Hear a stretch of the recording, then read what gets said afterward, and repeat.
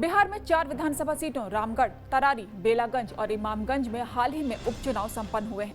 तमाम पार्टियों के अपने अपने जीत के दावे भी हैं, लेकिन स्थानीय रुझानों पर अगर यकीन किया जाए तो इन दावों में उलटफेर भी देखने को मिल सकता है। खास बात यह है कि इन विधानसभा सीटों पर 4 में से 3 पर महागठबंधन का कब्जा था, जबकि एक सीट एनडीए के हिस्से में थी। नमस्कार, आप देख रहे हैं टीवी 9 और आपके साथ मैं हूं खुशबू झा। बिहार में विधानसभा चुनाव 2020 में हुए थे।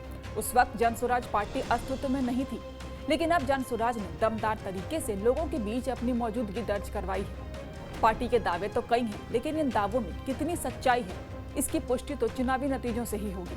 लेकिन सियासी पंडितों की माने तो कम से कम 2 ऐसी सीटें जरूर हैं जहां बड़ा उलटफेर देखने को मिल सकता है। 2 अक्टूबर 2022 को जब राजनीतिक रणनीतिकार प्रशांत किशोर ने जनसुराज की नींव रखी थी, तब उन्होंने बिहार में बदलाव को लेकर कई बड़े दावे किए। उन्होंने करीब 2 साल तक जनसुराज पदयात्रा करके लोगों से मुलाकात भी की, उन्हें जाना, उन्हें समझा। फिर हुआ पार्टी का गठन और तब पीके ने उपचुनाव के 4 विधानसभा सीटों पर अपने उम्मीदवारों के नाम तय कर दिए। हालांकि 4 में से 2 विधानसभा सीट पर उनको अपने उम्मीदवार बदलने भी पड़े, जिसको लेकर विपक्ष ने उन पर खूब निशाना साधा। अब इन 4 विधानसभा सीटों में से बेलागंज और रामगढ़ की बात करें तो जनसुराज के दावे के अनुसार यहाँ पर सियासी उलटफेर फिर देखने को मिल सकता है। और इसके साथ ही तरारी में भी अगर हैरतअंगेज परिणाम आते हैं तो इससे भी राज्य की राजनीति के बदलते मिजाज को समझा जा सकता है। रामगढ़ सीट राष्ट्रीय जनता दल के प्रदेश अध्यक्ष जगदानंद सिंह के प्रभाव वाली सीट मानी जाती है। इस सीट पर कभी जगदानंद सिंह विधायक हुआ करते थे। उनके बाद उनके बेटे और वर्तमान में बक्सर के सांसद सुधाकर सिंह ने अपना परचम लहराया।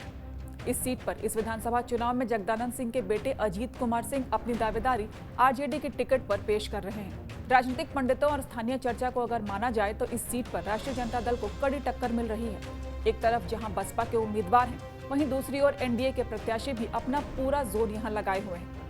बसपा की सीट पर यहां क्षेत्र के स्थानीय नेता अंबिका यादव के बेटे पिंटू यादव चुनाव लड़ रहे हैं। अंबिका यादव इस सीट से विधायक भी रह चुके हैं। जनसुराज के प्रवक्ता अमित विक्रम कहते हैं कि बिहार विधानसभा की 4 सीटों पर हुए उपचुनाव में जनसुराज पार्टी 4 सीट जीतने को लेकर आश्वस्त है। वहीं आरजेडी के प्रवक्ता एजाज अहमद कहते हैं कि तेजस्वी यादव के काम को जो लोगों का समर्थन और विश्वास मिला है, वो स्पष्ट रूप से दिख रहा है। बिहार विधानसभा के 4 सीटों पर हुए उपचुनाव में जनसुराज पार्टी 4 सीटों पर जीतने के लिए आश्वस्त है।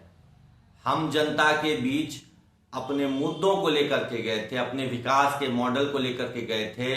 न कोई जातिवाद, न परिवारवाद, न धर्म की राजनीति यानी बांटने की राजनीति नहीं, केवल और केवल बिहार के विकास की राजनीति का मॉडल हमने जनता के समक्ष रखा था और जनता का हमें भरपूर प्रेम, सहयोग और समर्थन मिला।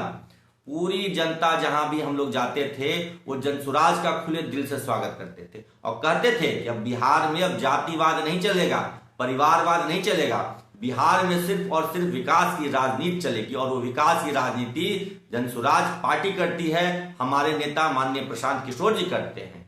इसी आधार पे हम लोग आश्वस्त हैं कि जनता से जो जनसहयोग, समर्थन और प्रेम प्राप्त हुआ है चुनाव प्रचार के दौरान, वो वोटों में तब्दील होगा और सभी 4 सीटों पर हम लोग भारी मतों से जीत रहे हैं। कहीं कोई मुकाबला नहीं है। अन्य दलों ने केवल अपने परिवारवादी कैंडिडेट्स को उतारा है, चाहे भाजपा हो, राजद हो, हम हो, कोई भी पार्टी परिवारवाद से अछूती नहीं है। सब ने जनता का केवल और केवल दोहन और शोषण किया है, केवल अपने परिवार को बढ़ाने का काम किया है। क्षेत्र का विकास, जनता को रोजगार, बेहतर शिक्षा, बेहतर स्वास्थ्य क्षेत्र में कोई काम नहीं है। सिर्फ परिवार के नाम पर वोट मांगते हैं, जाति के नाम पर वोट मांगते हैं। वहीं जनसुराज ने विकास के नाम पर वोट मांगा है, रोजगार के नाम पर वोट मांगा है, बेहतर शिक्षा और बेहतर स्वास्थ्य सुविधाओं के नाम पर वोट मांगा है और जनता ने कनेक्ट किया है इस बात से। जनता इस बात से जुड़ी है कि हमें भी बिहार का विकास चाहिए, हमें भी जनसुराज चाहिए। इसलिए हम 4 सीटें जीत रहे हैं, भारी मतों से जीत रहे हैं। तेजस्वी जी के कार्यों के प्रति लोगों का जो समर्थन है, लोगों का जो विश्वास है, वो स्पष्ट रूप से दिख रहा है और महागठबंधन 4 का 4 सीट जीतने जा रही है। देखिए, हमें जनता का समर्थन है, हमें जनता पर विश्वास है और जनता जिस तरह से तेजस्वी जी के कार्यों के प्रति, तेजस्वी जी के द्वारा नेता प्रतिपक्ष की हैसियत से जो सरकार को आईना दिखाने का काम किया है, उससे लोगों का विश्वास तेजस्वी जी के नेतृत्व पर और बढ़ा है।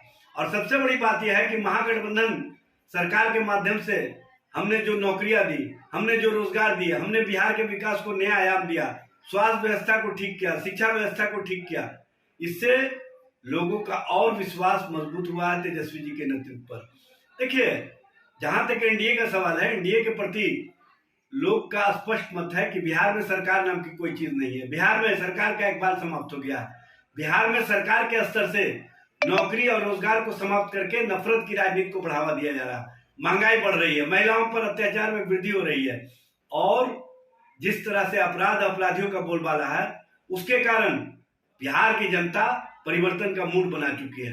और परिवर्तनकारी राजनीति में नया आयाम देने के लिए सभी लोगों का विश्वास और समर्थन तेजस्वी जी के प्रति दिख रहा है, क्योंकि तेजस्वी जी ने 17 महीने के कार्यकाल में जो नौकरी और रोजगार दिए, जो बिहार को विकास का नया आयाम दिया, और नेता प्रतिपक्ष की हैसियत से बिहार के जनता के हितों में, बिहार के लोगों के हितों में जो सवाल खड़ा किए, उस पर सरकार के स्तर से कोई जवाब नहीं मिल रहा है। चारों सीटों पर मतदान हो चुका है। सभी प्रत्याशियों की किस्मत ईवीएम में बंद हो चुकी है। अब 23 नवंबर को नतीजे आने के बाद ही साफ हो सकेगा कि बिहार की राजनीति में बदलाव की बयार बहनी शुरू हुई है या नहीं। आपके लिए इस खबर की जानकारी जुटाई पटना से हमारे संवाददाता सुजीत कुमार ने। बिहार झारखंड की तमाम बड़ी खबरों के लिए देखते रहिए TV9 बिहार झारखंड।